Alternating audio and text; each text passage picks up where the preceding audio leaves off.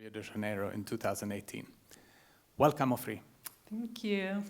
Thank you, everyone. I guess I'm going to read quite a bit, which is a surprise to me. But it will be a presentation that maybe will include my many hats. So part of it is almost like a lecture performance, and we'll see some videos, but which are my work, but others will be a little bit more kind of academic and abstract somehow. So let's hope all those hats will hold. Start with sound will be amazing. Let's go back. It was when we tested it.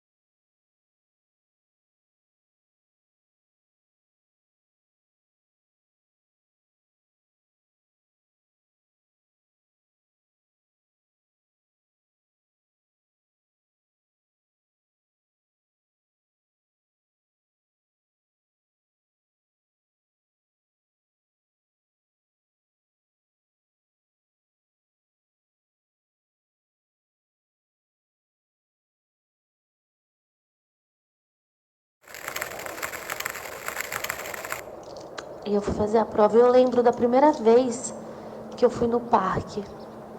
Era saltando ali em São Cristóvão, entrando na Quinta da Boa Vista. E tem aquele riozinho, né, que corta o parque, em volta do parque, aquela lagoa.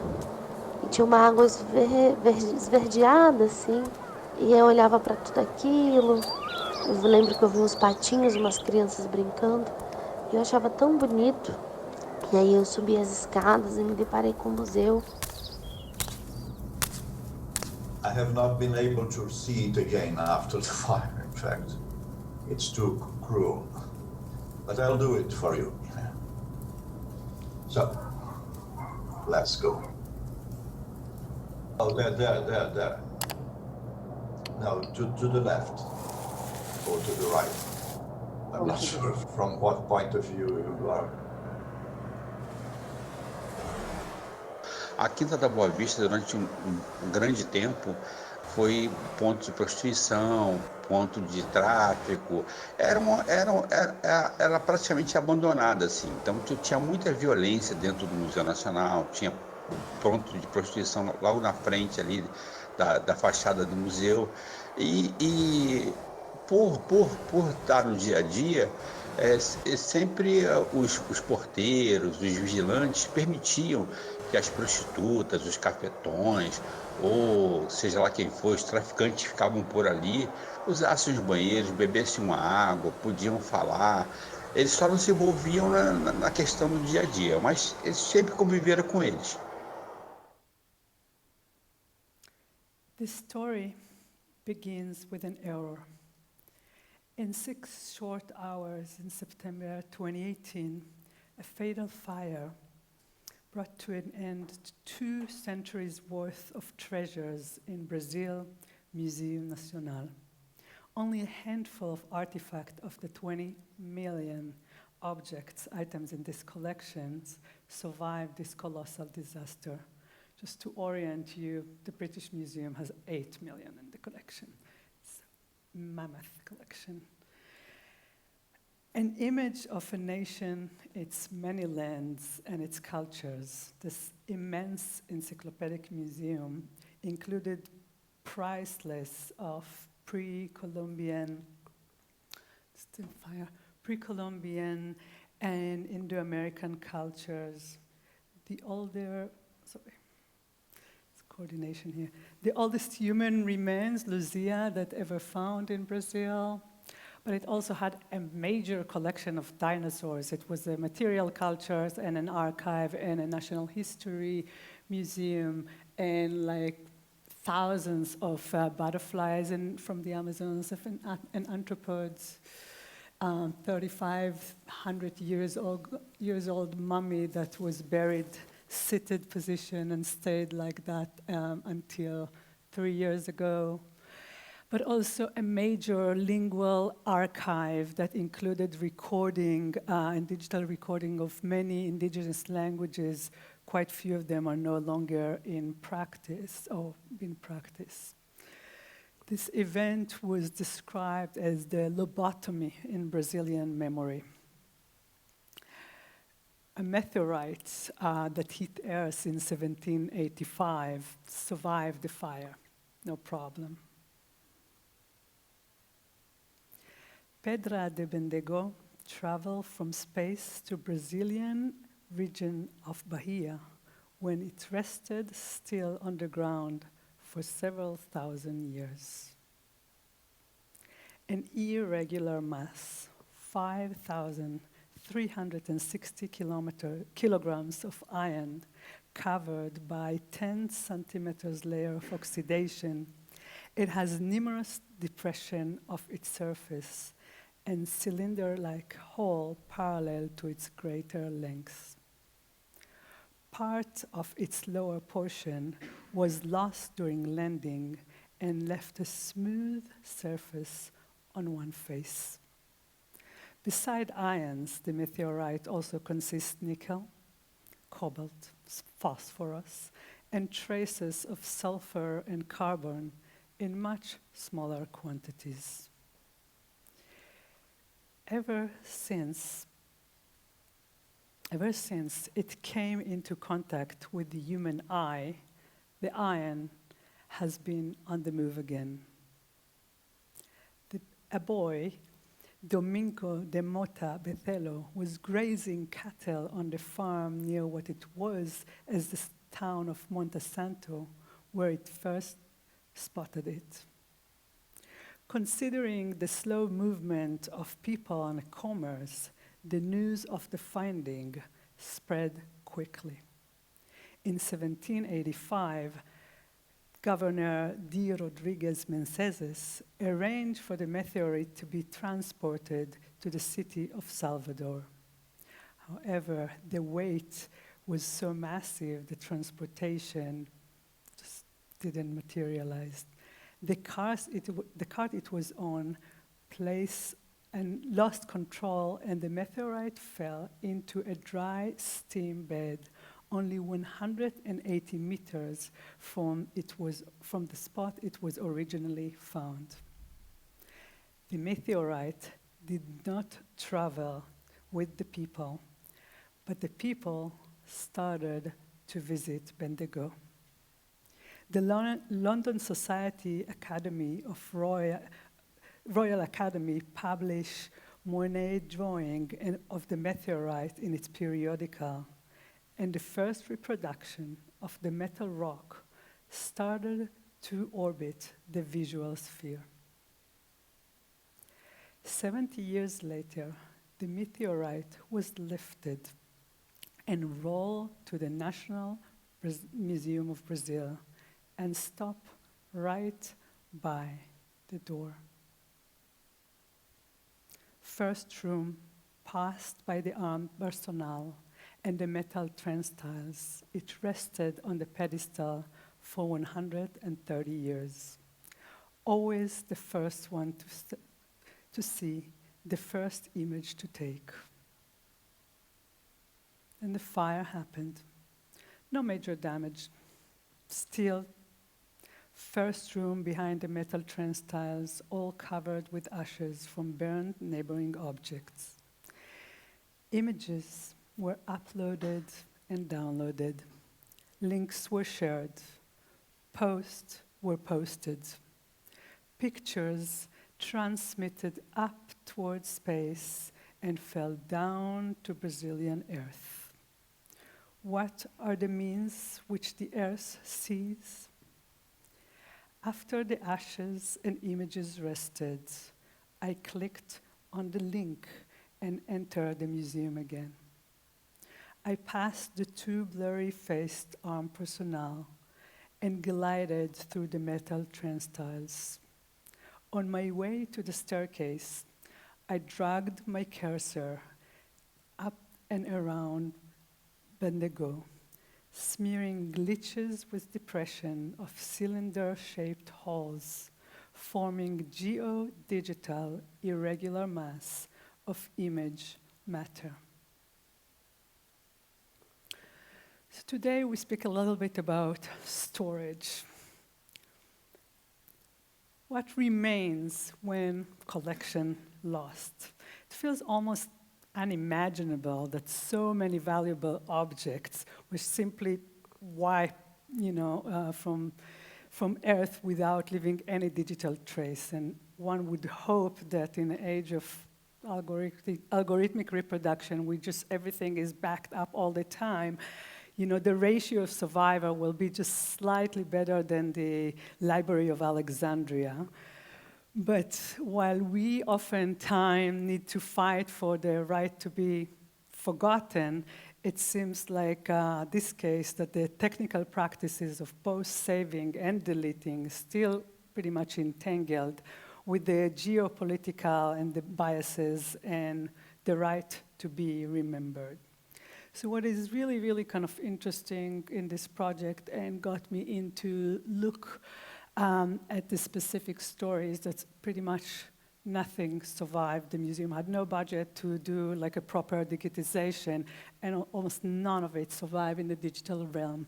What survived is a handful of 3D objects, models of different objects, scattered between different, studios and institutions. Today there are actually quite few more.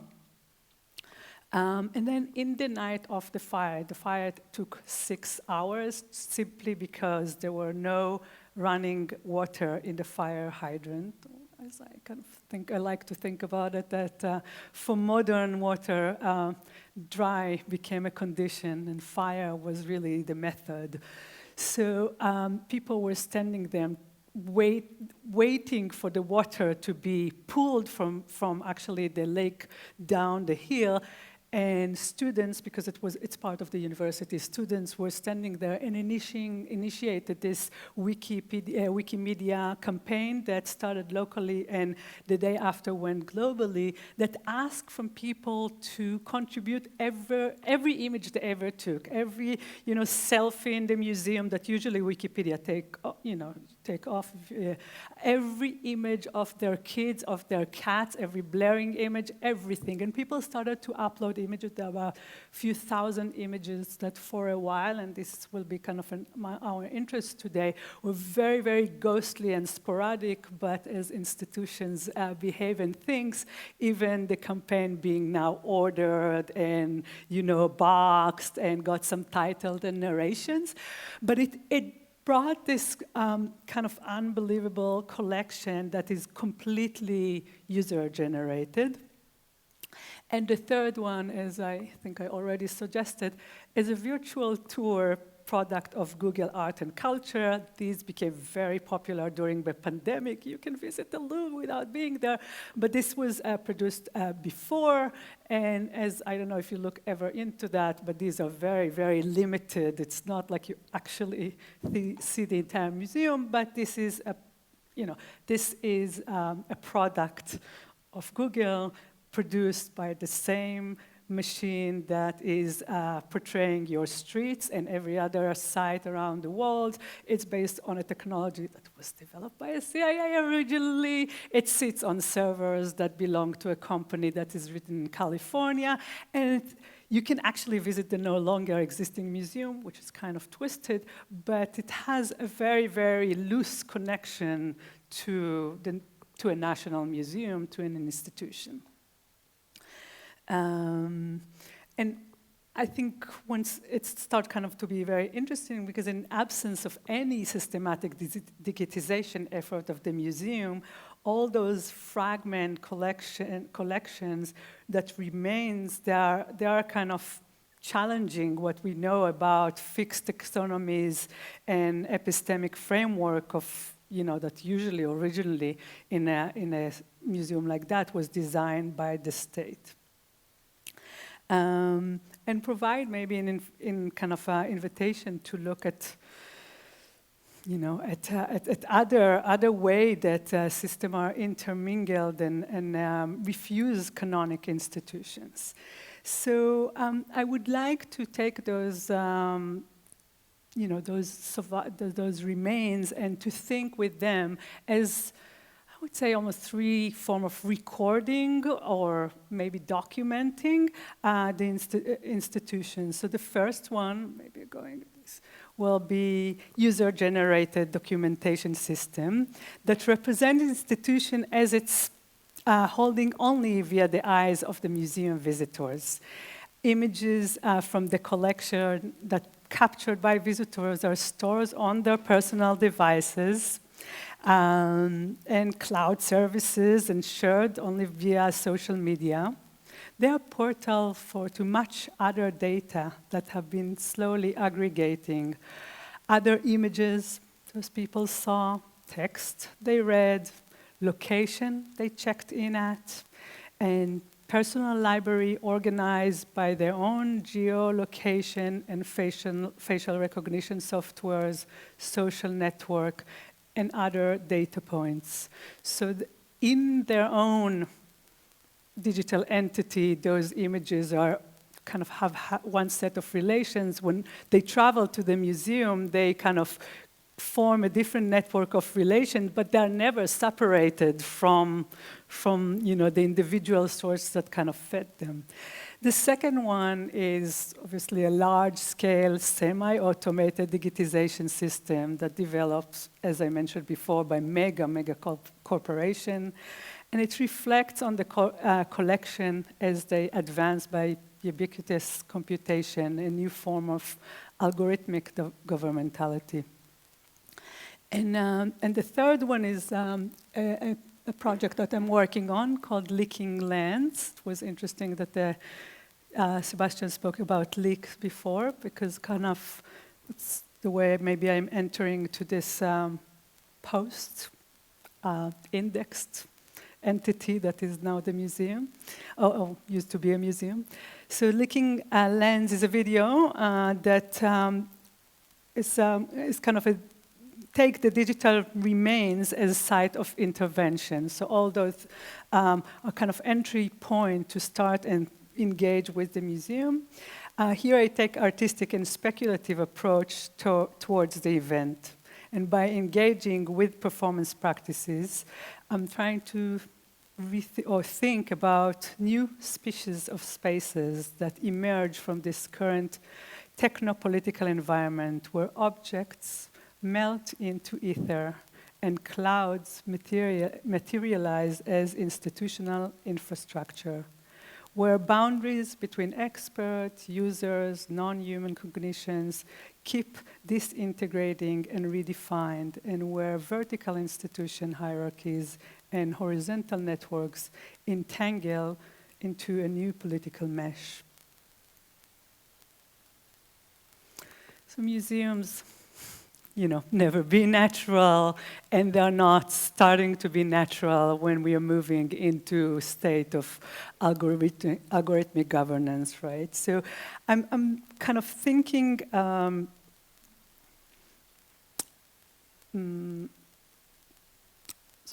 I'm thinking, about this kind of three remains or three mode of documentation as part of much bigger shifts or three shifts. One is a shift from visitor to user, and maybe this is extension again of Sebastian's discussion about usership.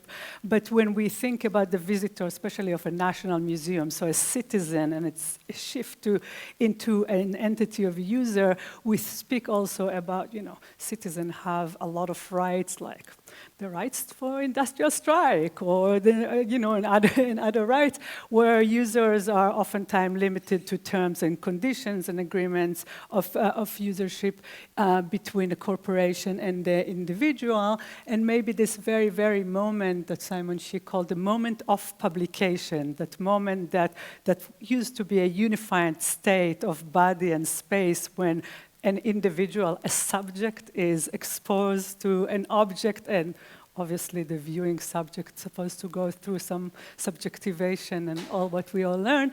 But if we think about this moment of publication now, this is maybe less of a moment of experience and much more of a moment of disexperience. And when I come and see Starry Night, I actually see, the new Annika Yee commission at Tate, I've seen it in social media gazillions of times before I've been there. And when I've been there, I'm documenting it, but I'm also broadcasting it to the world. And we are looking at some kind of much more fragile and longer moment of publication, that in the center of it, the body and the digital identity of the visitor operating almost as a proxy of different network, which kind of led me to another major shift. What do museums collect? So I want to propose that the second shift is from the idea of a collection, this single, this big entity of made out of objects that house in an institution and oftentimes gives its identity. Again, in case of National Museum, it's very much an apparatus for a disciplinarian apparatus. But if we think about what museums collect today, this is also from work with my student at Tate. So Tate is actually informing you, but there are heat maps and many, many other ways that can tell where you stop and where you dwell. And actually at the moment of, specifically in this moment of publication, we produce so much different data, different knowledge, and I want to propose that in this moment of publication, a museum today not only maintain this collection of objects, they actually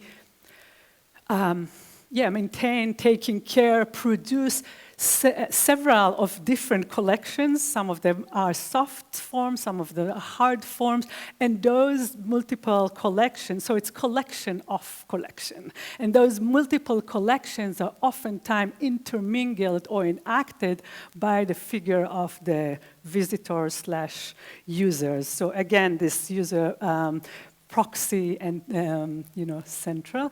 And maybe another shift, which is much bigger shift, but I think is extremely interesting within the realm of museum and digital heritage, is a shift from form of colonialism, and it's and the way museum is rooted in it, to different form of data colonialism. So this is just one wing of collaboration between Tate and I think it's called In Culture, which is actually the Microsoft-initiated in museum. So you do search and it matches with your social media, and you'll be shocked to see that what's called the Shrine of Dandur is matched with the Microsoft headquarters, and there are many other wonderful search results. We'll maybe go back to that a little bit later. We'll have time. So those three shifts are kind of, I would say, the seed or the much bigger landscape the state of the form of documentation I would like to show. And the first one is what I titled From Collection to Recollection. And I want to go back to this collection that I mentioned, the user-contributed collection. And if you start to look at the images, the images are so rich. They fall into the category of poor images that has the capacity to emancipate somehow.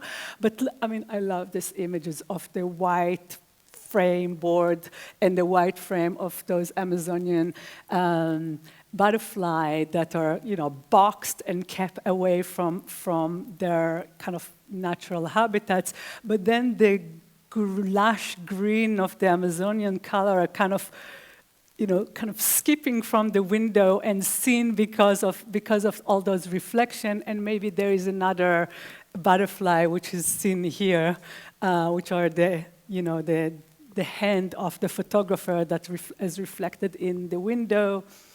Or, so this is just kind of one example, but each one of them is so rich in its suggestion, and in a way is kind of, collapsing many specialities, many histories, and many stories in those compressed amateur images.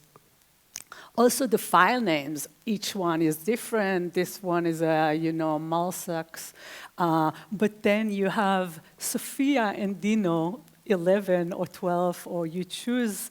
So this primary school age Sophia and her purple stuffed monkey is kind of a new protagonist of this collection, like princesses used to be, and she has like 12 or 15 images of her in the center of the collection. Who is she? Who were her parents that contributed those images?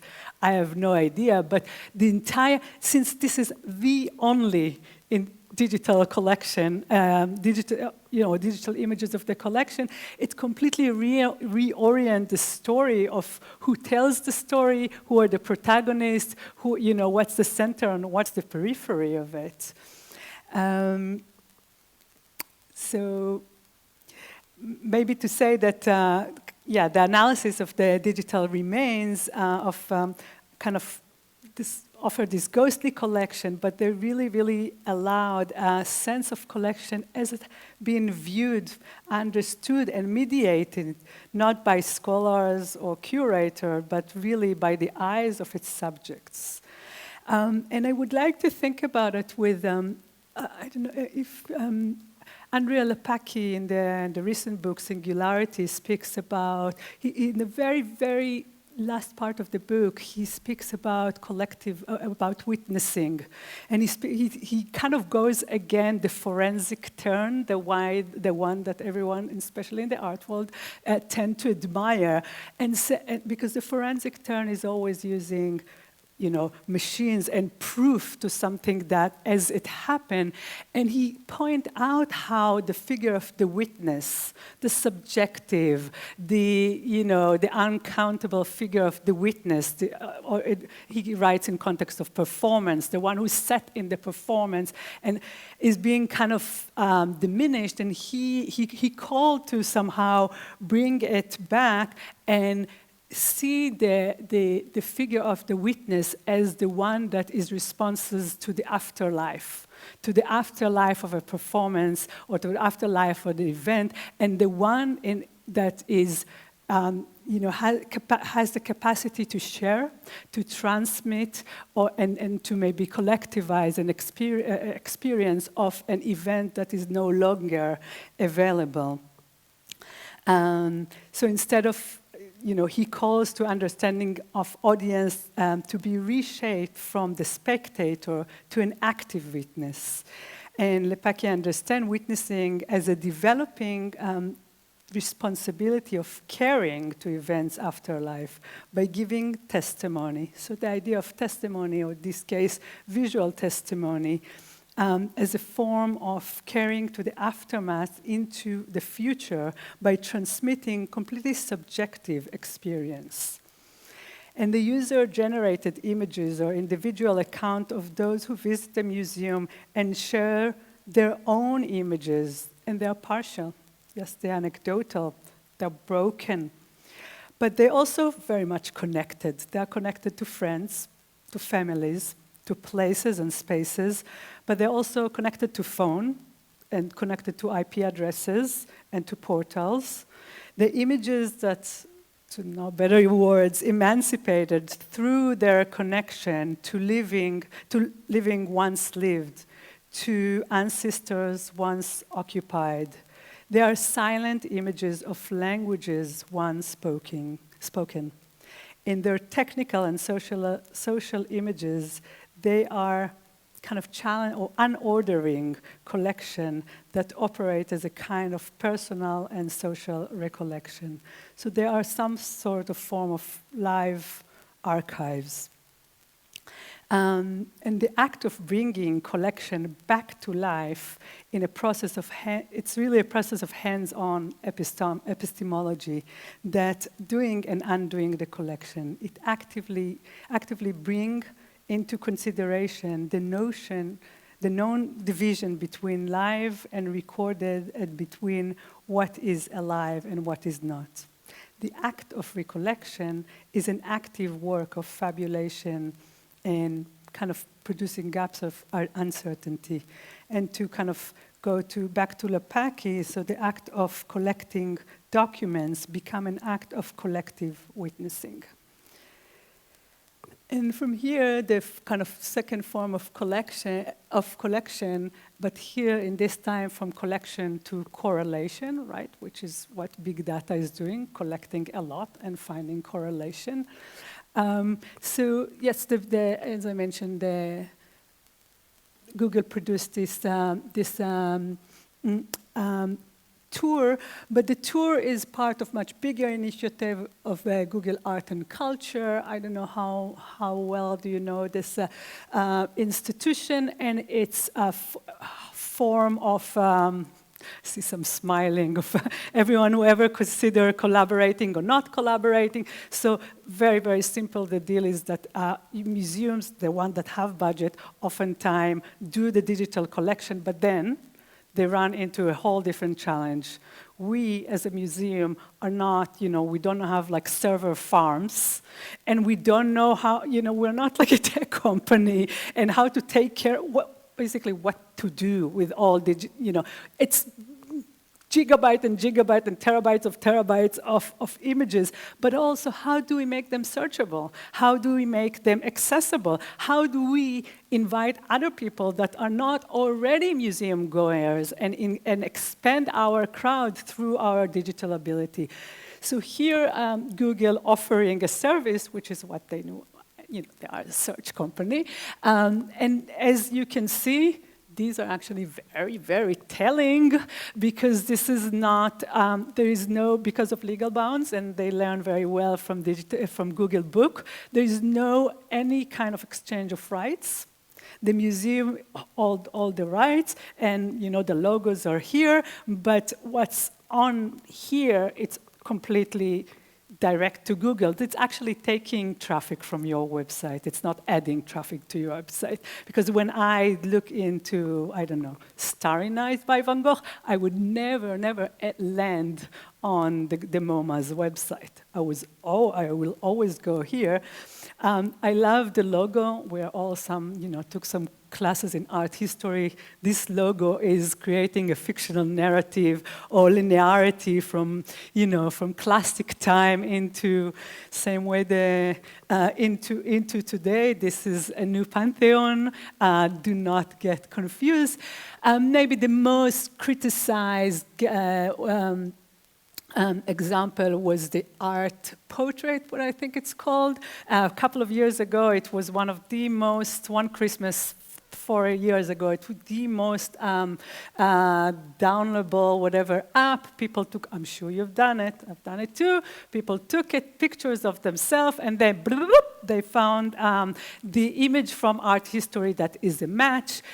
If you're fair skin like mine, you had a lot in the ocean of images, but if you're dark skinned, the chances either you find something completely different because there are not so many portraits, but also images of slaves, that, the only kind of examples. So there was really a huge kind of rage of critique on this one. Other people say that it's actually used to be trained the algorithms. They don't care about the art, and they don't care. But this is just one example. There are a few other examples from the previous years, and I'm in my interest in the story of Brazil. You would not be surprised that the collaboration that is globally, there are only 169 museums collaborating with Google Art and Culture in the entire global South. So once again, if we speak about digital colonialism, it's kind of, amplified, replicated, amplified orders and hierarchies that are already kind of at the core of the problems of what we are oftentimes, think about it when we think about museum and, in the model of museum. This is the very first collaboration that I've done was with British Museum and call it the Museum of the World. I don't have time for that now, but I highly recommend you to watch this little intro because it's quite fascinating.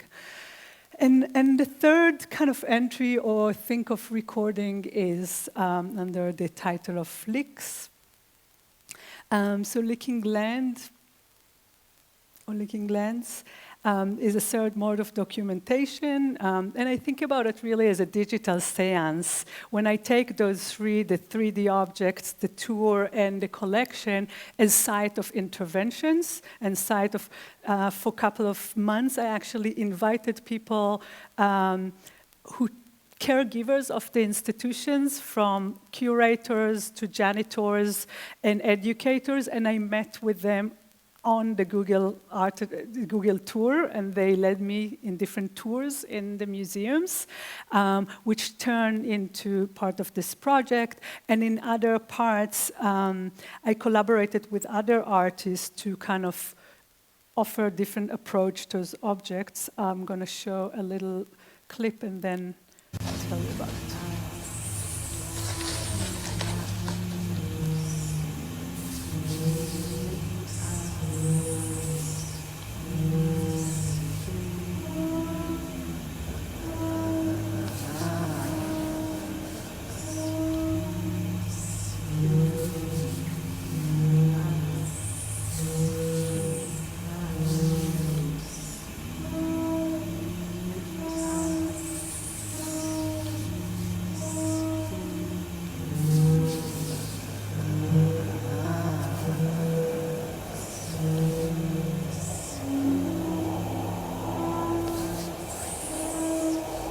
Skin, arms, skin, flesh, skin knowing, skin seeing, skin creature breathing.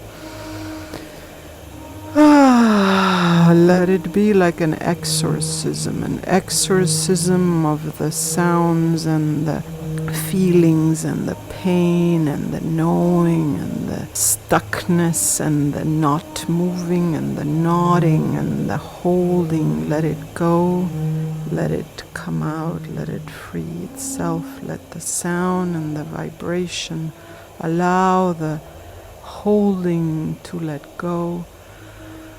Letting the pleasure of finding all the spaces that are holding, that are held, that are not known, that are hiding, letting them come out of the hiding, letting them be free, letting the sound, let everything that wants to be spoken, be sounded out, be felt out, be breathed out.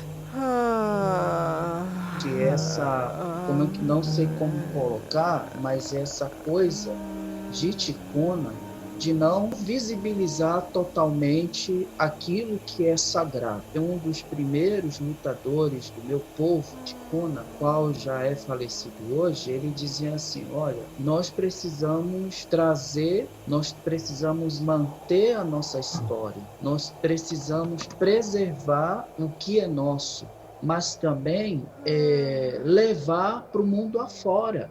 O mundo precisa conhecer de fato a nossa cultura. Que, tipo, algumas plantas, ela cura, ela trata, mas também não pode sair falando em detalhes. Tem que ter muito cuidado, às vezes, diante dessas imposições, essas posições, visivelmente, pode ser entendido ou traduzido de uma forma colonial.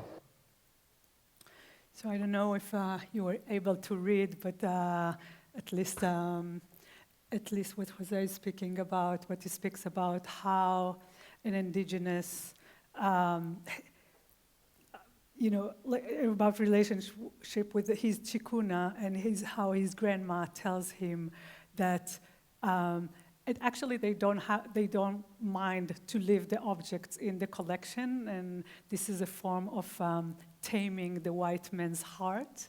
And they don't mind because they can make more, but never actually share all the secrets. So always, when you give an object, always keep some of the knowledge away from, never share with the museum everything you know about it. And this opacity that's being kept or secretive is a form of a shield from the kind of from a museum system. And the color, again, those are projected on this different size, and here they're all quetched together. But in the center image is a collaboration I've done with the choreographer Luciana Sugar, who's the Uruguayan, and Luciana developed this practice she called pleasure practice, which is embodied practice. She kind of trying to get back to a state of pleasure and aim to find a place in the body that is pre-lingual or pre-knowing, and coming to a place of pleasure as she understands as a place of decivilizing or growing a decolonized body, because a state of pleasure is a state that cannot be captured. The body cannot be utilized, cannot be put to work, cannot be exploited, is a place that cannot be categorized so easily. So she really think about it as a practice of healing, healing from a storage space of transgenerational trauma of colonialism. And when I asked Luciana to kind of channel her practice not through body and only through voice, and we tried to think about if I can take those found digital objects and apply apply them under the subjectify them under a methodology of movement or under a practice of pleasure. And those zoom-ins these are not real space, because when objects is being scanned, it's only being scanned from outside. So you zoom in and in and in, and you get all those grottos and all those caves. These are actually completely speculative spaces. Those are machine-imagined or machine-made spaces that work, I hope, somehow as a process of healing, because the object can no longer be looked at, which is the classic museum practice. We are looking at object, and then the object can be utilized, put to work for a specific ideology. But once you start to travel inside of it and trying to get into it, into speculative spaces that exist or non-exist in this object, the object can no longer be known or utilized, as I said, into a specific indexing or specific ideology. It melts into a performance data matter space yet to be known. I don't think we have a last part about residues, but I'm not sure we have time. How are we doing? We have small residues. Okay, perfect. So this is, again, in a text you probably couldn't read. It was all about skins. And when I start to think about what survive, with the removal or withdrawal of an object, and I want to offer that once the object is being removed, what it leaves us, it's with the multiplicity of its conditions. And when we start to think what survive after the museum, so there are a few objects that are in digital forms, but there are, people who work there, and their social orders, and their everyday life, or a picture of a diorama. What is it?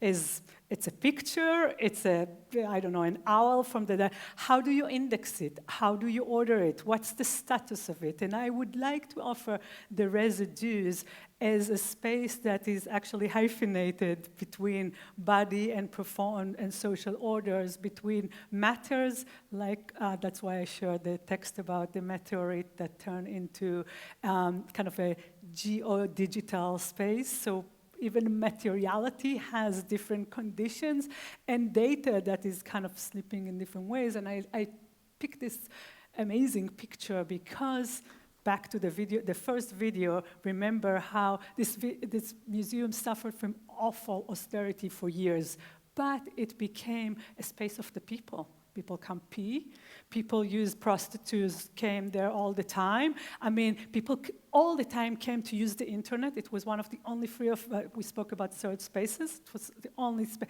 People came there, just to rest from the sun. So it became a museum of the people. And once the museum died, a lot of indigenous communities say that it's almost like a second genocide because objects are being robbed, but then it became the archive where they can meet the object, and then it's been again by institutions being completely dried and burned. But people start, I like to think about it's the social epidermis, because people start to ink, and it's been only through social media, people start to ink the museum on their body. It's called Museum on the Skin. And it's been sometimes the facade, sometimes it's an index number of a specific object, sometimes, and it's really kind of a phenomenon that's going through Rio, and I found it quite amazing. So can we think of museum residues of body, data, and matter not in an object form?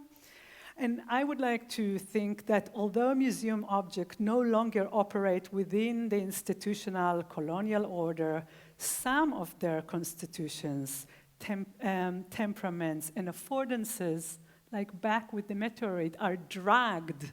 So it's dragged like computer drag, but the original of the drag, which you remember is the dress that's being dragged and dragged after them, or dragged with them, from their original matter towards a digital information realms.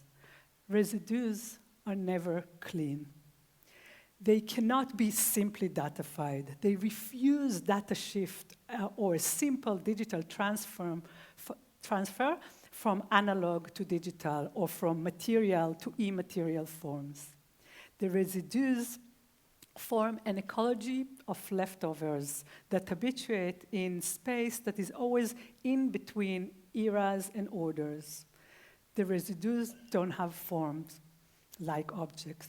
They are surplus of affects and technique and affordances that are dragged with the objects. They are active formation. The residual space carries information through transductive movement, fluid mutation, and transformation. It proposes a space that goes beyond physical digital binary. The residual information fails at being fully transformed into digital realm and not conceived as a mere transmission of coded message. There are uncertainty, but they allow access to other times, and like museum deep time or colonial time. They're speaking from the mouth of many, the living and the dead, the collectors and the collected. They can potentially represent knowledge based on continuity and transformation between, again, technical system, matter formation, and biological forms. The residues are matter that become digital through us, but we are not saving them. The active residues can save us. Thank you.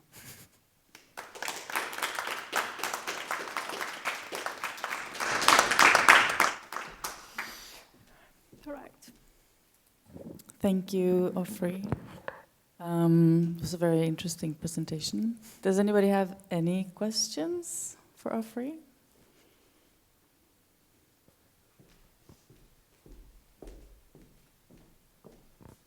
At least on the subject.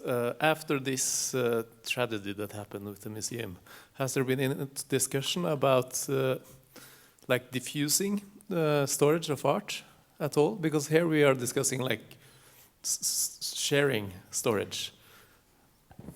You mean by like? Yeah, like having some pieces here, some pieces there. So if there's something happens, then at least maybe 10% of the entire thing burns instead of all of it or something. Yeah.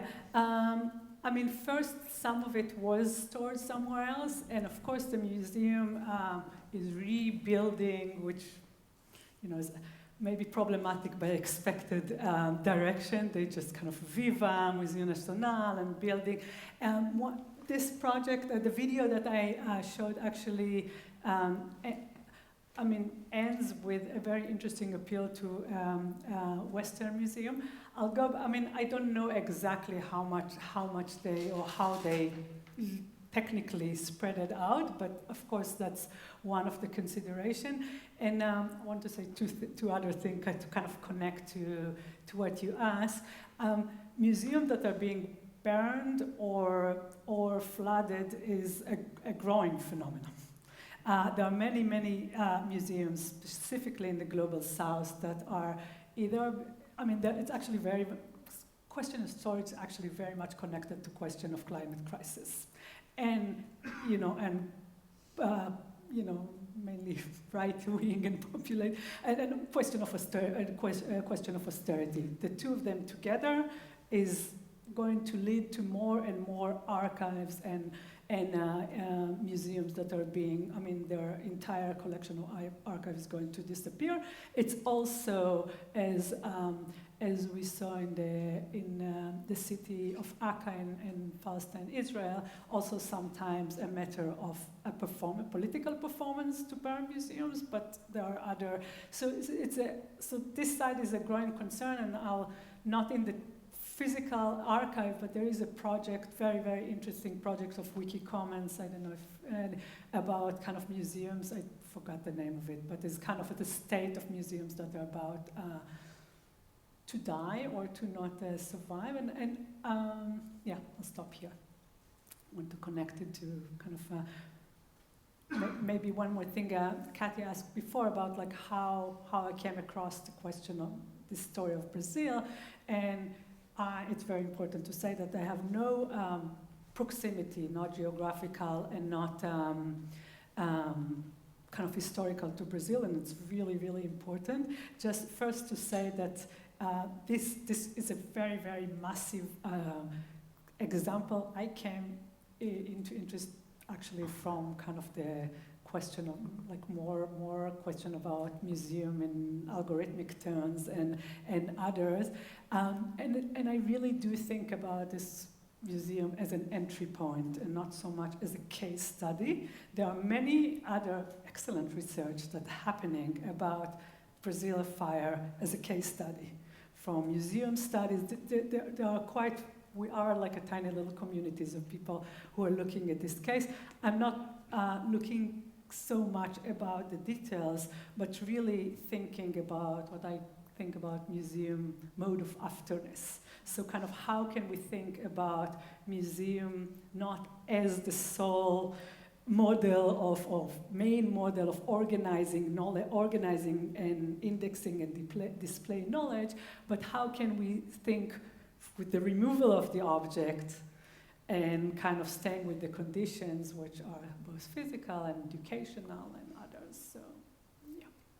I just have one comment. I'm sure there's other questions, but I was struck by the fact that with this removal, with this extreme sort of change that you describe, that is, you know, the fact of this fire, there's in the void, there's this love and caring that is expressed through the usership, through the interaction with the visitors and the people who own the museum. And I think as a museum, like here in Trondheim, I think we think a lot about like the care and the love that we would love to have from the audience, you know. And I don't know, it seems it's very touching, the stories that you tell from the tattoos and from like the form of activities that come out of this radical change. But and I'm sure that's a lot of the focus of I feel that it's a big focus of your work. But for us in reality, we wouldn't want like to need to go through such a radical change in order for the public to sort of love us. You know what I mean? To show the love or like to feel that there is a need to love something like that. I guess in the merger that we're going through with this museum, we do feel there's some reactions that lean toward that. This love, it may be sometimes in the form of conservatism, that you want to keep things as they were. Yeah. But maybe just one thought is that, I mean, this is a very, very, catastrophic event. And of course, it produces a lot of the affective residues are very, very, very massive here. But I feel like even in terms of closing a museum, because museums are also closing down. I mean, they're not always burned like that. They are also closing down. They're being merged. And this is pretty much, everywhere. And there's the idea of lost that associate with maybe all the changes you're going, is, it holds some new potentialities, I feel like, and there's something about the community holding something together. It's memories and routines, and not finding a place to park the bike or passing it on the way to school, like how a museum or other institutions become part of the landscape or object.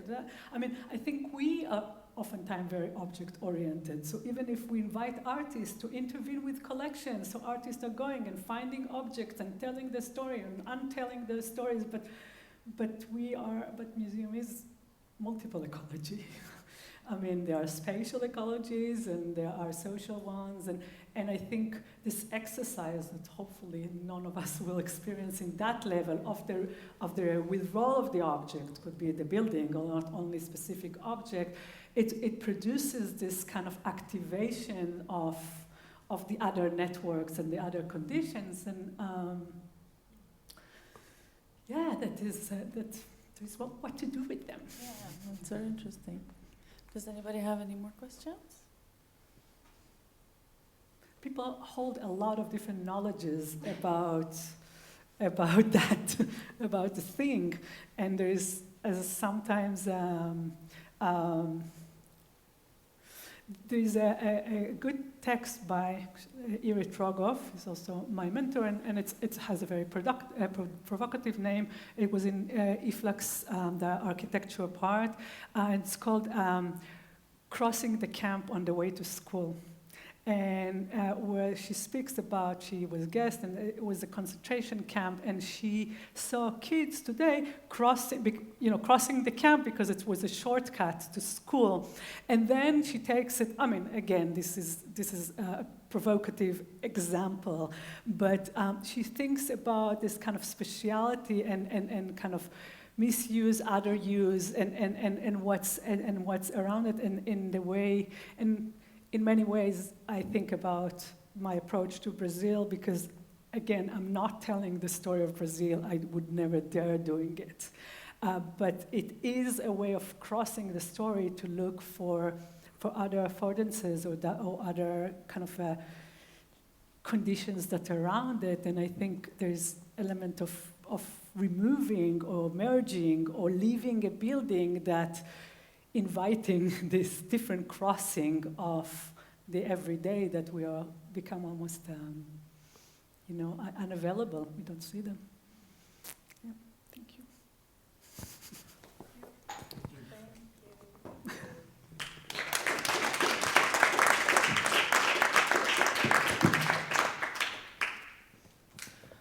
Yeah, now we have a little bit of a break again, and then we have the last presentation of the day by Apparatus 22. So a little break.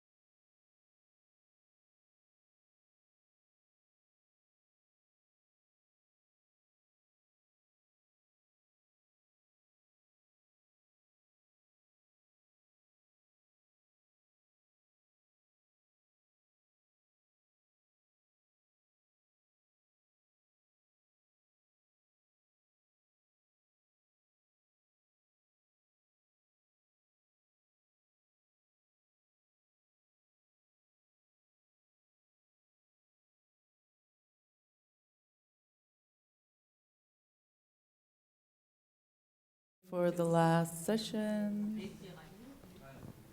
All right. So as the last speaker of today's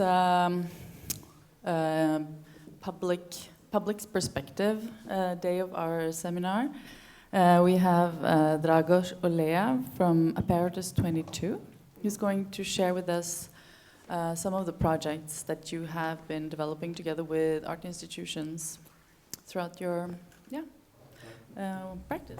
Thank you. Okay, hello. So I'm one of the 3 members of Apparatus 22 with 2 brilliant girls, Eriko and Maria. Eriko is also my sister, so just mini introduction about us. We are coming from Bucharest and Brussels, and also we are living in between these places and also Supra-Infinite, which is an utopian universe, which was very important for us to mention this, that we are in between all these realms. And I don't know, you don't see the whole thing? Yeah, I don't know how to make it. Huh? Sorry? It's okay. Anyway, so we are coming, none of us studied art. I studied economics, Eriko studied sociology, Maria studied literature, and we had, we started as a group of 4 people. Unfortunately, we lost one of us, Johanna Nemes. She had a heart attack, so she passed away. So we usually don't call ourselves necessarily as artists, but a transdisciplinary art collective, and we try, we envision ourselves more like a collective of daydreamers, of citizens of many realms, as I was mentioning a bit before, researchers, poetic activists, but also sort of failed futurologists. We are here talking about museums in the future. We try to speculate about many things in the future, through this perspective of supra-infinite, but then also we don't pretend we know these futures. So that's why we want to have this a bit of a modest take on how we work with the future. So we said we were failed futurologists. And starting with 2015, a major topic of research for us was supra-infinite. We gave ourselves a long-term homework to imagine a new universe that would, make us put us in a position to think differently about the things around us, mainly. It started from a series of this is us. It started from quite a few things, this idea of imagining a new universe, and one of them was the fact that when we lost Tiana, we thought a lot about places where we can find hope, and also how we could bring this hope in our work, but in a critical way, which is a bit of a mindfuck, because usually hope is something very, it comes, usually religion is selling you, politician is selling you hope, but in a sweet, sugary way, and we want our hope to be a bit annoying, a bit like a slap on the face. We discussed this about this idea of slapping for someone to get themselves together. So that kind of hope, it's a bit of hope with also critical reflection.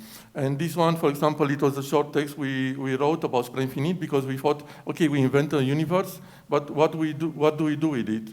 We don't want to keep it just for ourselves. So at a point, we wanted to start to open it, and then we've been asked to curate a residency for Academic Solitude.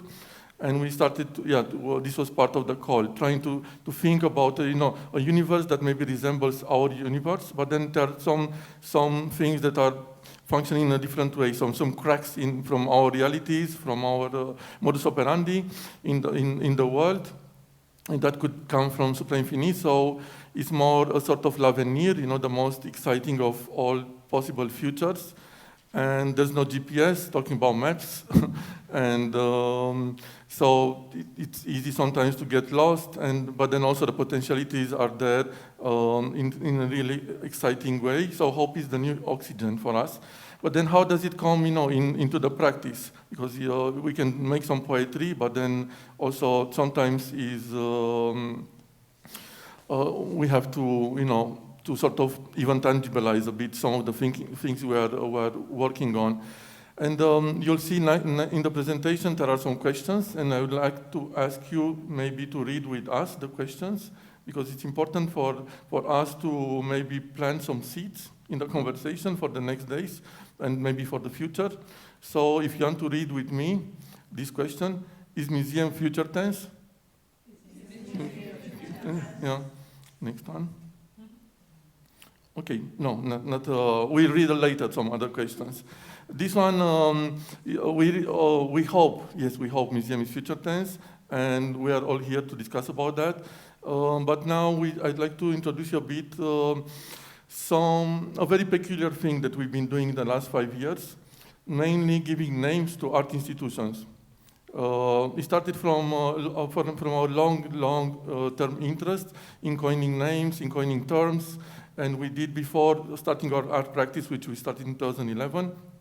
Even before that, we sometimes invented names for friends that had a gallery or I don't know, like a store or something. They needed a name, and we sort of worked on it, a sort of a branding, but in a peculiar, weird way. And then we thought at a point maybe we should include this in our practice, but then it totally has to make sense to be an art practice. And one of the things that we decided to do is that these are immaterial works that came in the shape of a name, so and shaping, in a way, the future of an organization. We talked a lot about this idea of names and how important they are to conjure a certain energy, certain ideas, and to work as a fuel for an organization.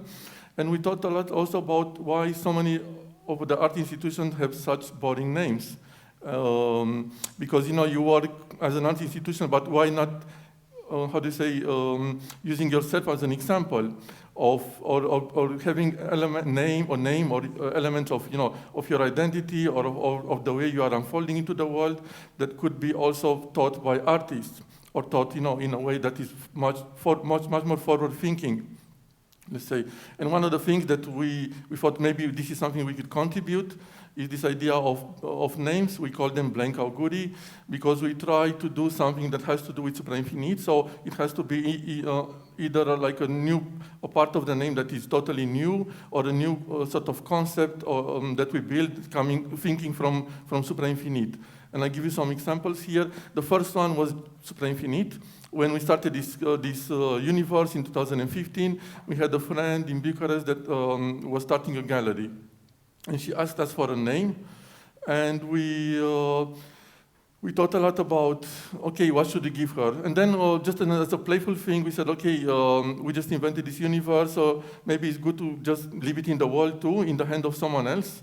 We are sure that she wouldn't understand anything of the things we want to do.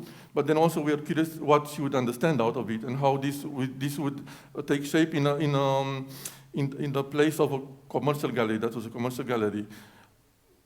In a non-commercial system, because there's no commercial gallery system, so it's more like an attempt to that.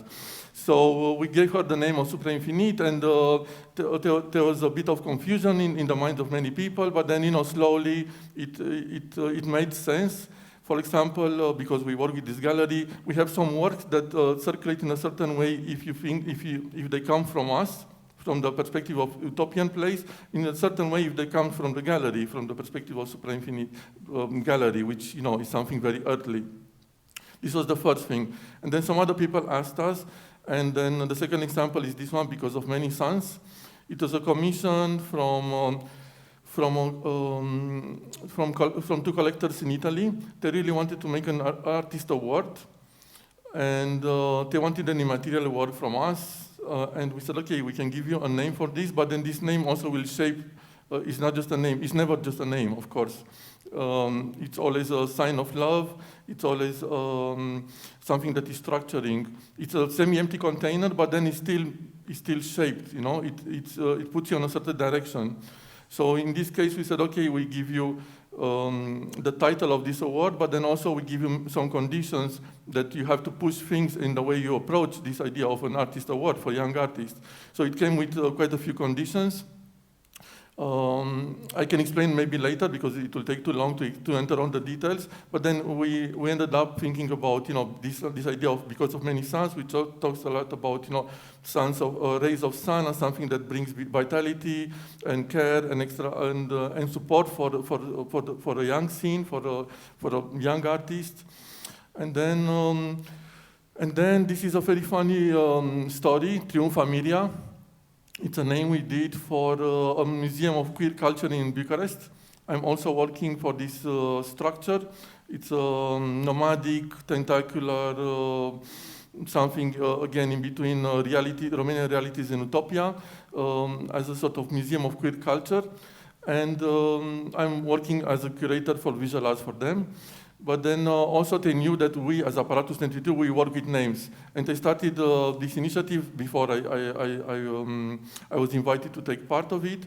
A group of people started the initiative more as looking at a sort of anniversary of 20 years of, celebrating 20 years of decriminalization of same-sex relationship in Romania. And so it looked more, the perspective was more of an archive. And we talked a lot, I talked a lot, so sort of my part was also to reflect more about that, how that could turn into a sort of institution, even if it's maybe now it's very, how do you say, ethereal and not necessarily physical existing. And then just discussing about institutions and how this queer museum could be, queering further this idea of a museum, they asked us to Apparatus to present them a name, to propose them a name. And we ended up something that is Triumphamilia, which is almost like a double hyperbola. Amilia is a new word that we expanded from this idea of media, which was how do you say, a unit for measurement for 10,000, but then it became obsolete, and now it's used more like a sort of like media. So it's almost the capacity of being multiple to infinity, if you want. And triumph, of course, is triumph. So we wanted to look at this idea of almost like a double hyperbola, that is something luminous, growing, bigger than life, of a better queer future for such museum and in general for society. And to look at how this idea of triumph can go from very small things, even from small,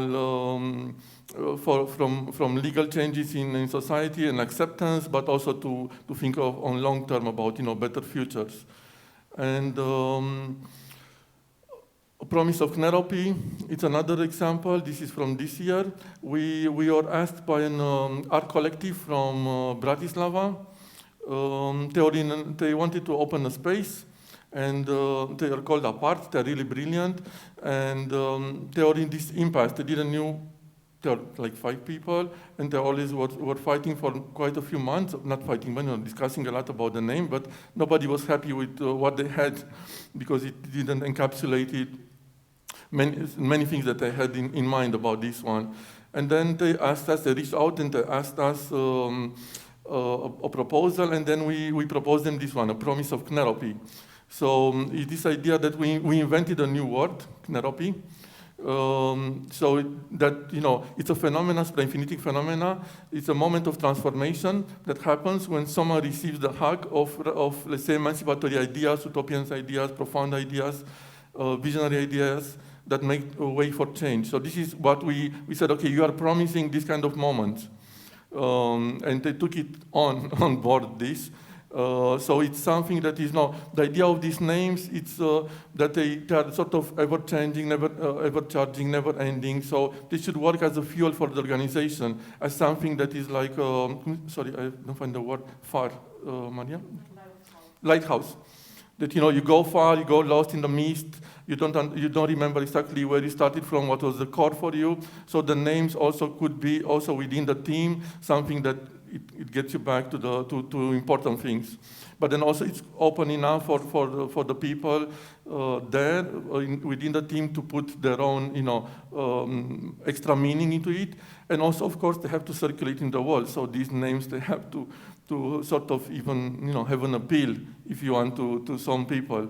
So this idea with Blanca Auguri, of course, for us, it's a huge responsibility, because making a name for an institution, it's like public work that many people are using, immaterial work that you don't see it, but then it circulates on the tongue of people, in the minds of people, in the hearts of people. So of course, it's a huge responsibility, and I can tell you from our working process that usually is like 4 to 6 weeks and it's getting always like super, getting closer to the deadline, and the stress is just like piling up because we work with like thousands of things in a few directions, and then slowly going closer to the winner.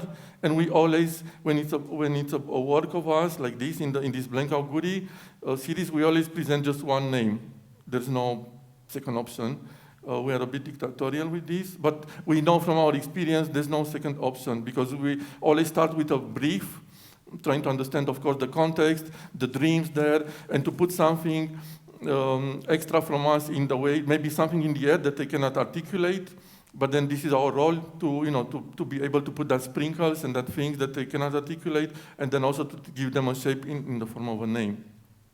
So these are a few examples. Now we should, in January, we should sort of communicate a name that we invented for Kunsthalle Ghent. It's a brilliant place in Ghent, and they really wanted to have. We work with them in many aspects of building this institution and shaping the institution. And one of the things they wanted from us was a name from one of the spaces because they have many formats within the Kunsthalle.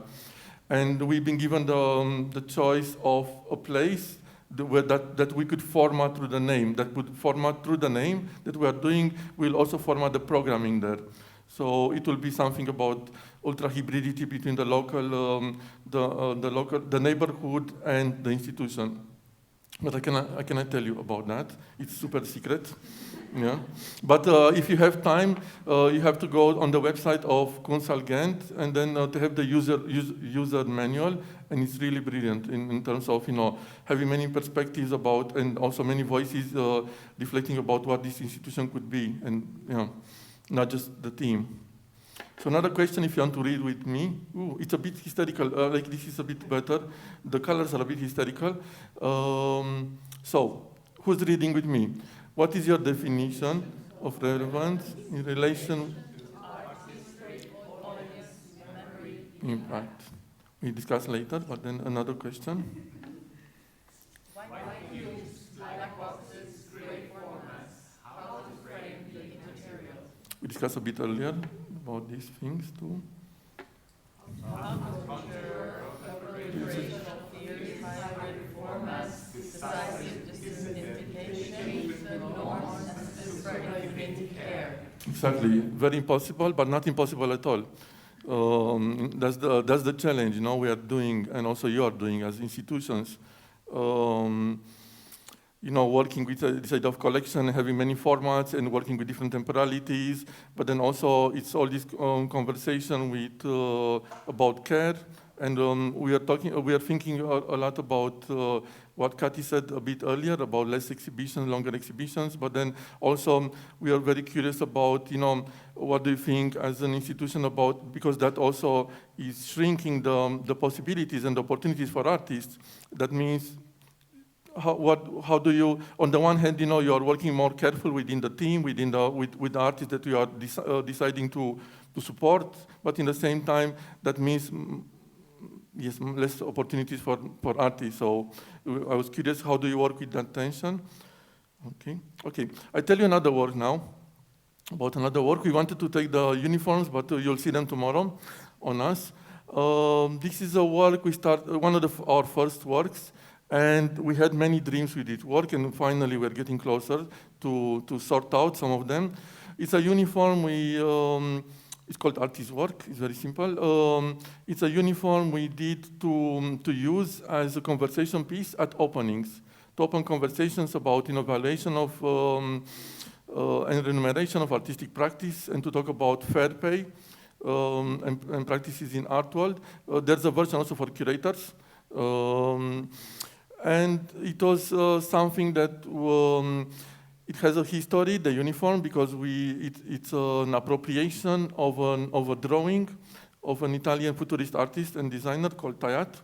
He did a uniform that was a sort of a universal piece of clothing, no matter class, no matter gender. It was in the 20s. We really liked this idea of an utopian piece of clothing, and we wanted to give it a new life, and we added the texts, which are talking about, the two extremes of a relationship with an institution. And I got an artist fee in this exhibition, understood the artist's work. I didn't get paid for my work in this exhibition, still accepted to be part of it. Do you really think artists feed on glory? Okay. And then for a long time, we kept presenting this work in different contexts, either as a huge drawing with instructions, or the uniforms, or whatever, or also at openings as a conversation piece. And I have to tell you, it worked very well. We always, all had these conversations before with the institution, even more when it was the case of not having a fee, because we think it's very important for the institution to be transparent about this. And also, this is a tool, also a very good tool also for institutions to open conversation with politicians, with people in the local, whatever council, or maybe with the people in the accounting, or for whatever reason, there's maybe either not the money, either not the category of artist fee, or it's just very symbolic. So, it's a very complex conversation. But then many artists and curators wanted to have the uniform. And we thought this would be very stupid to start to sell this. So we, for a long time, tried to find money to produce these uniforms and to distribute them. And this year we succeeded to produce 200 of such uniforms. And we are distributing them with several partners in different cities. It's a pilot. And what we want to do is a gift exchange. We work out to gift exchange. We ask the curators and the artists that want to have the uniform to provide us with a short video answering to one of three questions. One, why do you think art or curating is work? Another one, it's why do you think art is important for society? And the third one, if they have daydreams of other structures for care beyond money. So maybe we also leave this conversation that is all about money. Of course, it's a very reality check conversation, but then maybe we can imagine some other ways of supporting beyond money. And it's really, we already distributed about 50 something, and now with a group of 11 organizations in different places in Europe, we distribute the other, I don't know, 150 of them. And I have to tell you, the videos are just amazing. The diversity in terms of reasoning, of perspectives. Now it's called the Voice of a Community, the selection of videos. And I think it works very well as, on the one hand, as an archive of voices that are talking about the realities of artistic production or curatorial production and giving some insight into that. But then also this idea of daydreams of people imagining other ways of recognizing artistic labor or curatorial labor. It's quite, quite inspiring. And fortunately, because it was a bit of reluctance from some institutions to support this project, to give money to the production. Somehow we understand, somehow no. But now it entered the trajectory. For example, in Belgium, we entered with Kunsten a trajectory that it's about fair pay, and many institutions will be part of it. And then the conversation is also very important for the work. For this work, our dream is to be totally irrelevant, to become irrelevant. So this is the dream. So, we work hard towards that. We always thought that in Norway, maybe it's one of the few places in the world where it's irrelevant. But then people told us that in some places maybe it's necessary. But yeah, very, very short. Okay, some new questions if you want to read. Utopia. Encourage the formation. Oh my God, utopia. You see? This is painful, but it's very important. Okay, I jump to another work that is important in two different ways. These are just two examples of this work that is called All, to all the artists that work in 21st century. So it's about all the artists. We are in the past of the work, because it talks about the entire century. And these are two site-specific versions in Warsaw and in Kiev. And the work, in fact, it's a sound piece with these elements that are coming from Supra Infinite. And the sound piece, it's It starts from a call. So it starts from this fictional call that about a public for a work in public space, and then one of these characters, because we have few characters in Supra Infinite, one of these characters, Crystal, is proposing a work that is a monument dedicated to all the artists that work in 21st century. So it's really bewildering proposal in terms of inclusivity that never existed before. So in fact, the work is like, whoever is interested, I can send you a link after. We tried, but it didn't work right now, to listen. There are voice memos, reflecting about the need of this monument, and it's looking critically at many aspects of how the art world works now. Art world, about economy of attention, about precarity, about the blacklist or whatever lists, about success and lack of success and relevance, and how this is interfering with the market. And so this is about the content of the work. But then also this work circulates in a different, we thought about, how do we make this work also put some of its magic into action, because this criticality, to stir up some processes of change in some institutions. So we decided to do the work in this version that, can travel without us, doesn't have to be site-specific. And then this work to circulate in a way with a string of conditions. So the price of this work, because sometimes we work in a way that it's quite critical to this idea of market, the price of this work it will always be the same, 1,111 euros. But it comes with a condition that we work with the institution that want to buy this, that we work to make some changes in the way they engage with the artists. And now we are with two institutions in this process, and it's very slow, of course, because first you have to understand better the institution, and then you have to understand, how much you can push some things. But I'm sure this, slowly, of course, we do many other things, and then we are just 3 people from Bucharest and Brussels, whatever, how much can we do. But then slowly, this will make some changes in some institutions, and hopefully this will impact in the way artists are treated, or their work is recognized, or how the institution is looking at. For example, in one of the cases, it's about creating the institution, and how different artists that didn't have access before to the institution, or they're not scrutinized, or they were overlooked, let's say.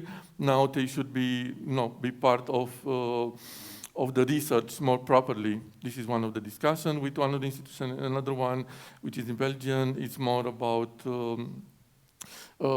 trying to find different types of contracts that would be more beneficial for artists. Because if you are asked to send an invoice, fuck you, we are not a company. We don't want to be a company because you don't pay us enough to have an accountant, to have, we have to do all these jobs. We don't want to work as a company. We're not interested into that. So you also have to do, because you have the structure, you have a lawyer, you have an accountant, you have to think of a better structure for the contracts that you are giving for artists. So, this is one of the conversations.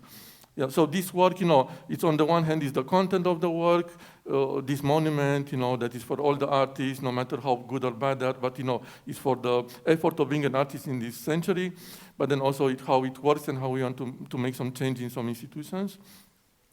Okay, ooh. Okay, have you, okay. Have you?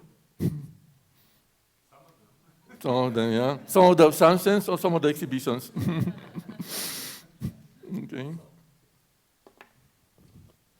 What mentors for future art institutions could fiction provide?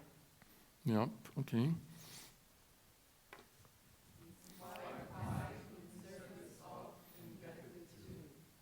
Hello. Okay, so talking about inspired by, we did this work for SMAC when they had the 20th anniversary. So it was a question, if Rafael Montañez Ortiz thought of rainforest for his museum, what would be for SMAC a perfect engine for radical reimagination?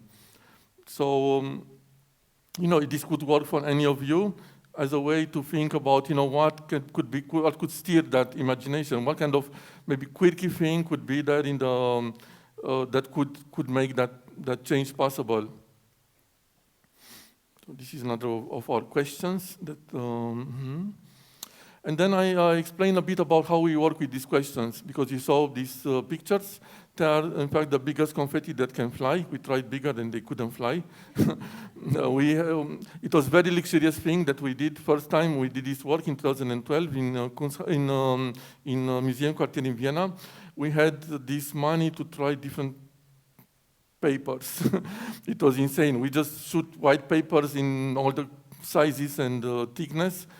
And then we started to do the work. So this series is called Positive Tension in the Air. And it has, in the same time, it's two things. On the one hand, it's a huge, huge celebration and moment of joy and bigger than life, and grandiose moment of joy. On the other hand, it brings a layer of critical reflection within a big group of people. That is the aim. In this case, in Museums Quartier, we've been asked to, because it was the whole programming in Mumok, in other places, in Kunsthalle Wien, it was about fashion. It was funny because we had a work in Mumok, in the exhibition. We knew that we were going to be in the exhibition, and then they asked us to do something for the public space, like Museum Quartier, and we said, first, no, we didn't want it to be too present at the point, because in the first 3 years of our activity, we wanted to be a bit more understated, for us to have enough work and to build our own language. So we said no to quite a few things, but then they insisted, and we said, okay, if we do a dream, we do it. Otherwise, no, why bother? So they agreed for us to do these huge explosions 5 times, or bursts, during that time, and there were all questions about fashion and, for example, fashion design dreams. When do they turn into night? Yes. Yeah. It was this idea that we could open a river of critical consciousness within a big group of people, while also having this moment of joyous moment. And then the work evolved. Each time it has a different name, because the work is very much a context-based work. In each case, we are doing new questions. In this case, for example, 2 of the latest one, everything is at play at Kunsthalle, so we really wanted to look at, at this idea of experimenting with formats and thinking new institutions and how far you can go with that, how adventureness, and then also thinking of the backlash.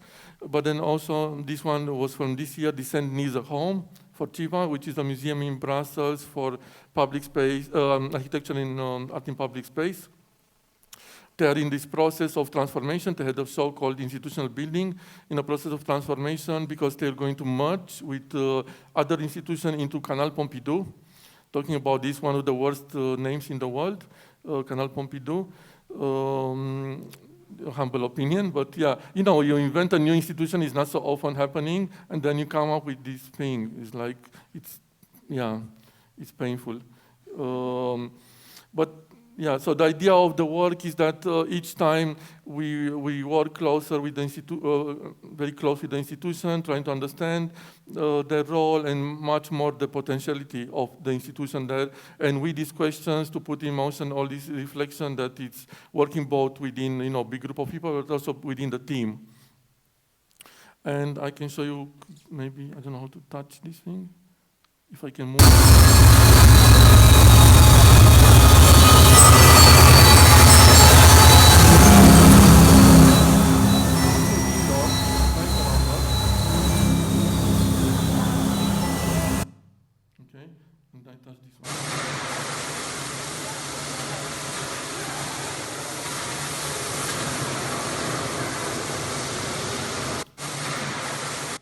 It's really like in the stadium, I have to tell you. It's not very sexy to do the machines because you always are full of bruises. Very primitive machines, the cannons. But then, the joy is there and it's there to stay. And it's there to stay also much longer after we do this burst. Because the works, we started with Kunsthalle and then with Academy Schloss Solitude and Chiva. Decided, talking with them, they decided to keep the works like 3 or 4 years, the work in some special containers in the lobby or in another place.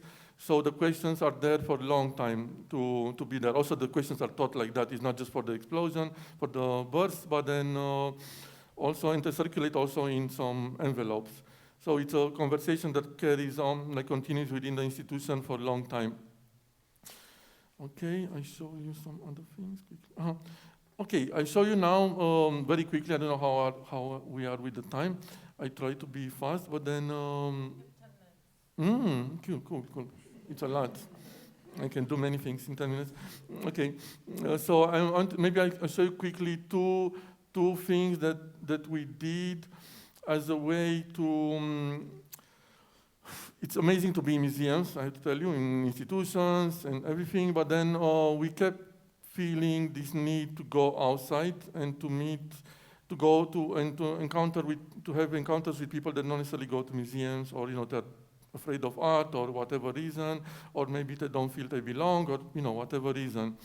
And these are two of the works. One of them is also the burst, because usually we do it in a public space, so lots of people that don't necessarily enter the museum are there. But in this case, it's another, I want to give you two examples from our works in terms of expanding the reach maybe of the institution, because we always want to work with an institution to have this structure, but then also to expand it well into the city. So one of our dreams these days is to have a solo show that is only in the city, nothing to show there, but then only to expand somewhere and to reach people that don't necessarily go. So this one, it's about a sculpture that you see here. It's in museum. The how do you say, leather flag with 3 poles. It's called, when it's a sculpture, it's called Infinite Contradictions. When it's a performance piece, it's called the Elastic Test. And the idea of the sculpture is to, because these 3 flags are joined, it's a lot about multiplicity and divergent perspectives being, in a way, in the same time, in the same place.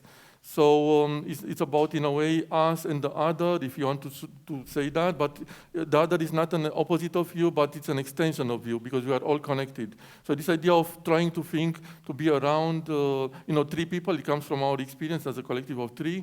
We are all very different, but then this idea of trying to sort paradoxes and things that are sometimes at the level of society, maybe they look impossible to sort.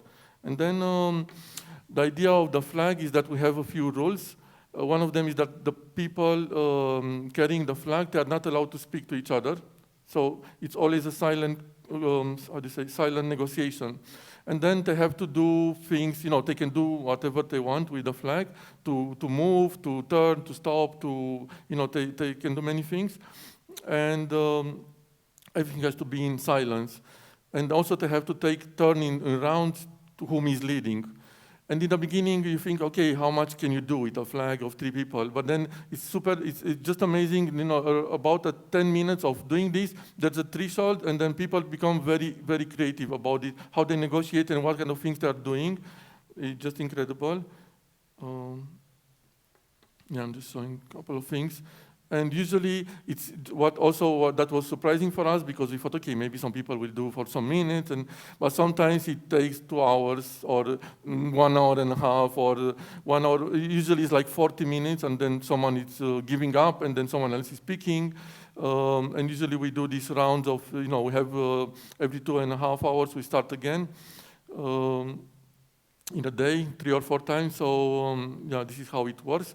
And it's just incredible as a way of communicating with someone that is foreign, that you don't know, foreign, like unknown for you, usually, and to do that without speaking and to find it's just incredible the way they communicate and the way they do, the things they do with the flag. And then, And then one thing that, that was very Norway bound, but then it didn't happen for the Momentum Biennial. And also with the pandemic, it became much more complicated to do, but we dream to do it again. This is it's called the Continuum Broadcast, and it's our work, but then also we have 2 contributions from Simona Asensio and Irina Bujor. And it's a radio installation. In a series where we try to look at the heritage of radio as a tool to inform and entertain, but also to manipulate or empower. Depends how you look at it. For us, it was very important as someone, we grew up in a communist country where radio was very important to understand what was going on beyond the Iron Curtain. For our parents, for us, we were kids, but still we knew about radio, and it was illegal to listen to Voice of America or BBC or Free Europe, and then so we still listen a lot of radio, and we wanted to look at radio as to see how we can use voices and sounds and narratives to build contours of things that don't exist. And in this case, the second radio, the first one was about war and post-war feelings. It looked very different, and the second radio is called the Continuum Broadcast. It's about queer love and love from queer and let's say.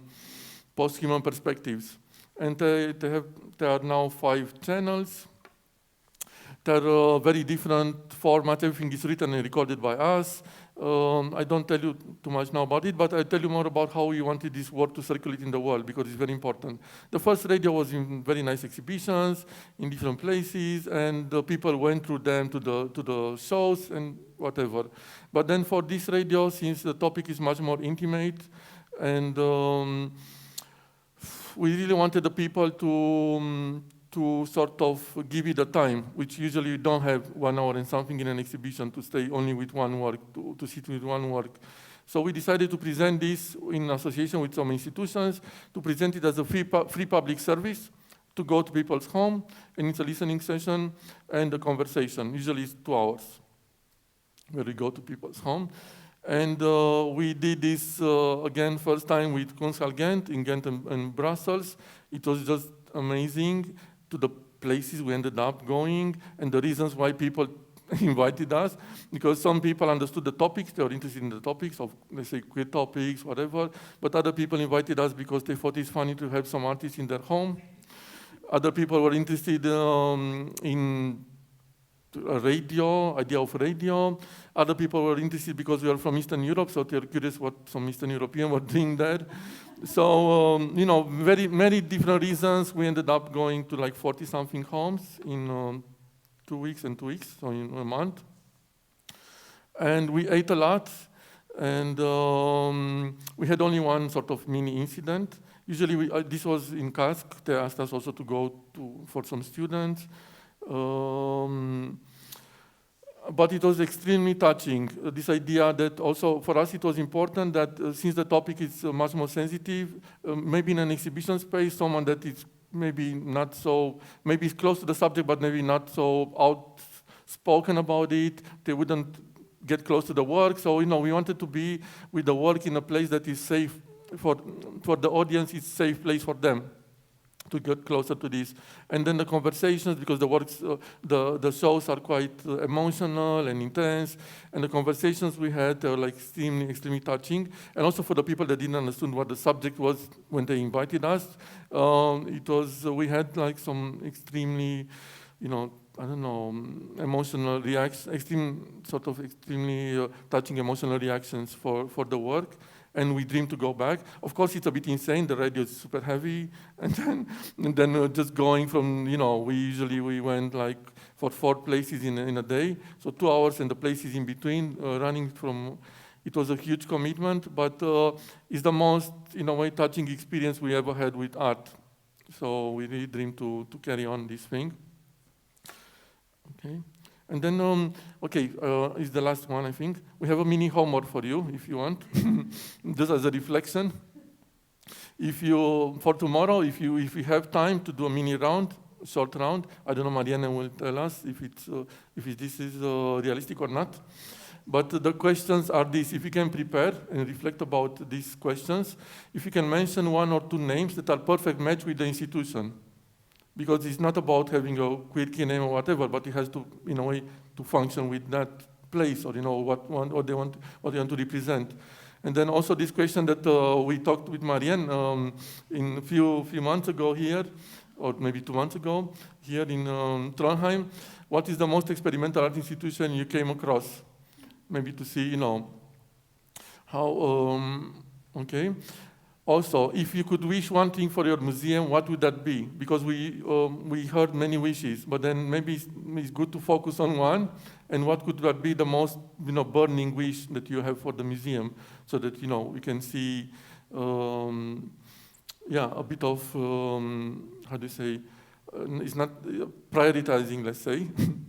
And this last one, I think it's also very important because I think there is a lot of potential in this one too. In which aspect of institution building, reshaping would you involve artists? Because of course you involve artists so much, you exhibitions and performances and things, but there are so many other places where we think artists could have maybe, as also Sebastian was telling about this placement group, but in this case in the institution, let's say. So these are the, if you want to reflect on some of this, and it would be nice maybe tomorrow to go a short round to see what kind of opinions you have. And then last question, and it's over.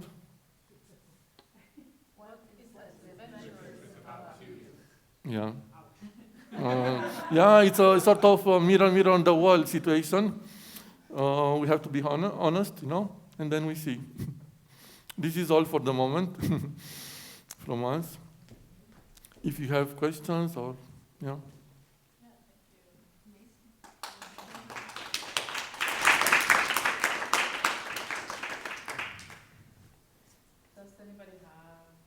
Questions?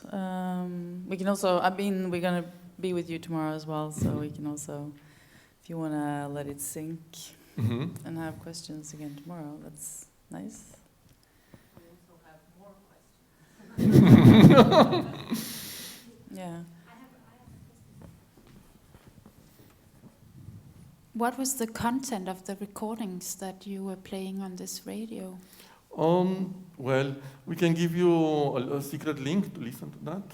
But mainly, like one of the shows, for example, it's about new pleasures we found in pandemic time, like small things that saved us. And one of them is about, it's called Cherimoya Pleasure Dome. So it's about eating this fruit of cherimoya, which is extremely sensual. Or about cats in drag. Or about fandom, or like the comments of how do you say, of fans in music videos, and we looked only at the queer music videos, and it's just incredible the sort of overflow of generosity and how much optimism and generosity you can find in those comments. This was one of the shows about new pleasures. One of them, it's about it's a Q&A. It's called. Something with the grid now, I don't remember. It's about how we have to break definitions, this idea of classifications when we go about talking about gender, and then and love and queerness.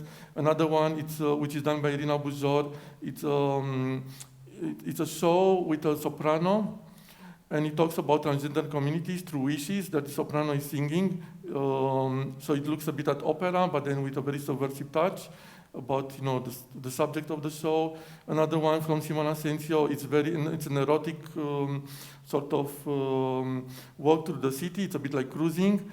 It's nothing explicit, but I have to tell you, in the room with people that you don't know, there is a tension thinking that erotic things are said without being very explicit. It's very nice. And then another one, it's about, another one, it's about an artificial intelligence falling in love with two musicians because of a song. This artificial intelligence trying to find love and to understand love. And of course, it's a very complicated thing to do. And then hearing a song that Atletica Ideal, this is the name of that artificial intelligence, fell in love with Roisin Murphy and Maurice Fulton in the same time. Because of, and then many things are sorted. Yeah, and then I think there's one more, but I'm like, yeah. That's it, yeah. One more in the works. Yeah. Just like one question about the background for working with institutions. Why are you interested in working with institutions and like reshaping them and rethinking about them? What is it about it? Well, it's talking about, I think it has to do also a bit with something that Sebastian showed us a bit earlier in the first session, about this person that, and how change is happening. We are just three people trying to do hopefully some good things and some cracks in the way things are working around us. And then working with institutions, it's like an extra step that we can do to sort of have an impact with some of these ideas, because otherwise, we just get lost somewhere. So working with institutions, sometimes it's slow, but then also it's extremely exciting, and then it has an impact for many more people, which is impossible to just do for ourselves. We're coming from Romania. We know the limitations of that in many ways, so we have to be a bit more,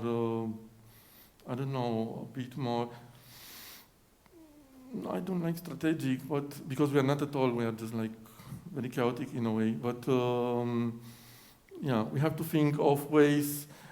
Also, we started making art also around 30s. So it was a slow process of getting into this. We did many other things before, and then all these things collided, and then it made sense to start this. We started this collective in 2011 after being in Jaspis, where we stopped something and we started the collective. And then for us, it was always, when you arrive to do the best thing you feel this is the best thing you can do, you just push acceleration. And that means you try to look at all the means that could help, this acceleration process happening, and institutions, and working with institutions, and being able to maybe put some seeds for change there. It's one of the ways. So did you find like any common denominators for the institutions and the processes that you've actually completed? Mm-hmm. Are there some aspects of working like that is like coming back every time? Mm-hmm. Well, I think, I think people, the thing is, I think people that are already, we reach out or they reach out, usually they reach out. They're already curious and, semi-ready, not necessarily ready, because it's always very complex to work with a team. If someone is ready in the team, or curator or director, is different than having the entire team ready for that. It's very different. But then I think this semi-readiness that is can be good and bad in the same time. It can. You have to be very. Very subtle with the things, and you have to be very careful because change cannot be pushed too much sometimes. And then I think also this idea that we are within an institution, sometimes because you have to do so many things, you become a bit myopic about certain aspects around you, and it's good to have someone from outside to to maybe show you and put or to put a mirror in front of the face of this institution. And yeah, I don't know. It's complicated. This is common for sure. It's very complicated sometimes, but this is the exciting thing also, because if it would be easy, we would get bored maybe. We like complicated, intricate things, sophistication a bit in the process, even sometimes it comes out looking simple, but then, yeah, so this is, yeah. Thank you. Yeah, so I think that concludes this day. Mm. Thank you.